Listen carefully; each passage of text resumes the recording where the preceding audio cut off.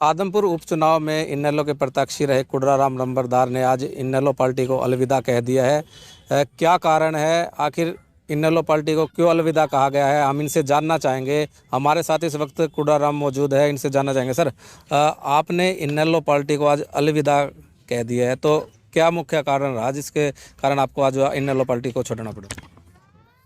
देखिए, सबसे पहले तो हमारे हरियाणा वासियों को नव वर्ष की बहुत बहुत शुभकामनाएं। और मैं पूरे हरियाणा वासियों को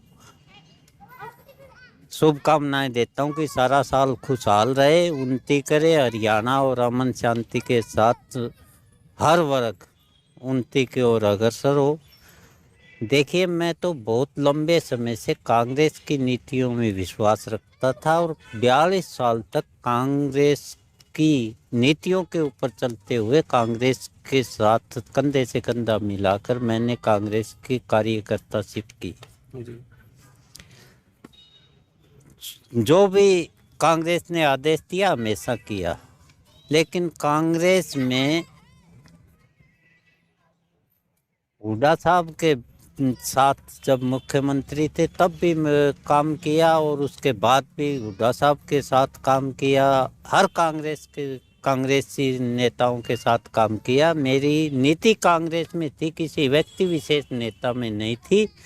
इसलिए मुझे हर बार उपेक्षित किया गया। मुझे जितनी मेहनत मैं करता था उपेक्षित किया गया और जो है पार्टी के ऊपर बाप और बेटे का वर्चस्व हो गया, मुझे इग्नोर किया गया। मैं देवीलाल की नीतियों को देखते हुए, जो किसान कमेरा वर्ग छोटा दुकानदार, उसके लिए आदरणीय देवीलाल जी ने जो हमेशा संघर्ष किया, उन नीतियों को देखते हुए इंडियन नेशनल लोकदल ज्वाइन किया था और इंडियन नेशनल लोकदल ने मुझे टिकट दे दिया। लेकिन टिकट के बाद भी मुझे स्थानीय कैडर का कोई सहयोग नहीं मिला और मैं चुनाव हार गया। इंडियन नेशनल लोकदल की नीति कहने में कुछ है, करने में कुछ। इसलिए स्थानीय कैडर आज भी मेरे साथ नहीं जुड़ा, तो मैंने इंडियन नेशनल लोकदल को विदा कह दिया। मैं तो हमेशा एक संघर्षशील आदमी हूँ। अपने आदमपुर हल्के के लिए हमेशा, जब सत्ता में था, मैंने सत्ता द्वारा, जो बंसीलाल की सत्ता थी उस टाइम आदमपुर हल्के में 17 गांव में वाटर वर्क्स नहीं थे। मैंने चोई बंसीलाल जी से कह के न वह पीने के पानी का प्रबंध करवाया और 17 वाटर वर्क्स बनवाए। मैंने बहुत सी चोई बंसीलाल जी को कहकर किसान की नालियां बनवाई। सड़कें जहाँ टूटी हुई थी उनको कहकर सड़कें बनवाई। जब जब मैं राज में आया, आदमपुर के किसान का, गरीब का हर तरफ विकास करवाने की कोशिश की। और अब जब 2014 में बीजेपी का राज आया, बीजेपी का राज अगर कहने से नहीं बना तो मैंने आंदोलन किया। हमारे 20 गांवों में पीने का पानी नहीं था।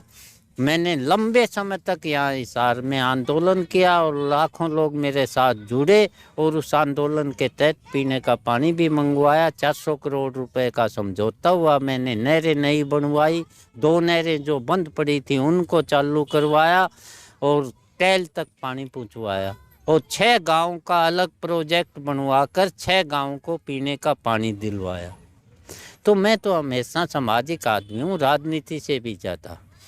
समाज में जो भी समस्या होती है, आज समस्या ही समस्या आदमपुर में, मैं बार बार मुझे तहसील के ऊपर, डिस्ट्रिक्ट कार्यालय के ऊपर ज्ञापन भी देने पड़ते हैं और बैठना भी पड़ता है।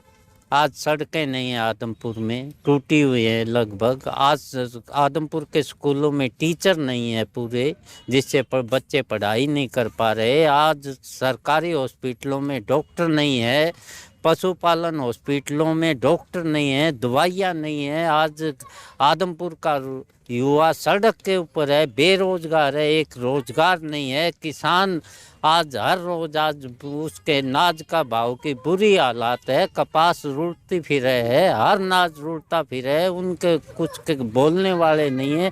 वो तो चुनाव जीतते दिल्ली और विदेश चले गए, अपने व्यापार करते हैं, चुनाव फिर वापस आ जाएंगे। सर आपने कहा स्थानीय कैडर का आपको सहयोग नहीं मिला, जिसके कारण आप जो है उपचुनाव भी हार गए। तो क्या लगता है, क्या इनेलो पार्टी के आगे एक आपको एक डमी के तौर पर जो है वहाँ पे उतारा गया था? देखिए वो तो इनेलो जाने, मैं ये कह सकता हूँ कि मुझे सहयोग नहीं, सहयोग मिलता तो मैं चुनाव जीतता। मैं उनकी नीति, तब देवलाल जी की नीतियों में विश्वास रख के गया कि संघर्षी आदमी है, संघर्ष करेंगे। लेकिन ठीक है, जो ओम प्रकाश जी चौटाला, अभय जी चौटाला मेरे साथ घूमे 4 दिन, लेकिन जो उनकी वर्कशिप थी, जो यहाँ का स्थानीय कैडर था, वो कैडर मुझे कहीं दिखाई नहीं दिया। मुझे अकेला चुनाव लड़ना पड़ा।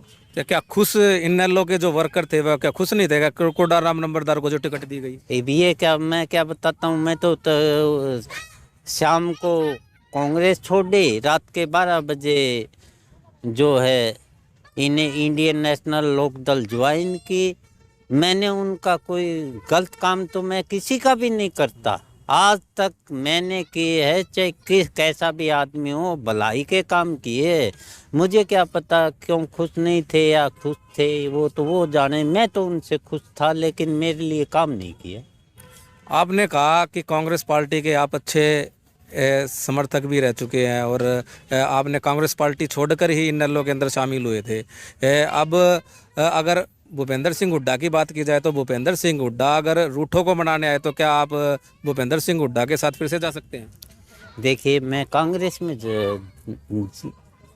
था, कांग्रेस के साथ 42 साल रहा। उसका नेतृत्व चाहे कोई किसी ने संभाला हो, आदरणीय हुड्डा जी ने संभाला हो, जो बंसीलाल जी से के राजनीति शुरू की थी पहले उनके नेतृत्व था, उसने संभाला हो, मैं उनके साथ रहा हूँ। मैं जो नेतृत्व संभालता है, पार्टी के वर्कर का फर्ज होता है उसके साथ कांग्रेस के लिए काम करे। मैंने कांग्रेस के लिए काम किया।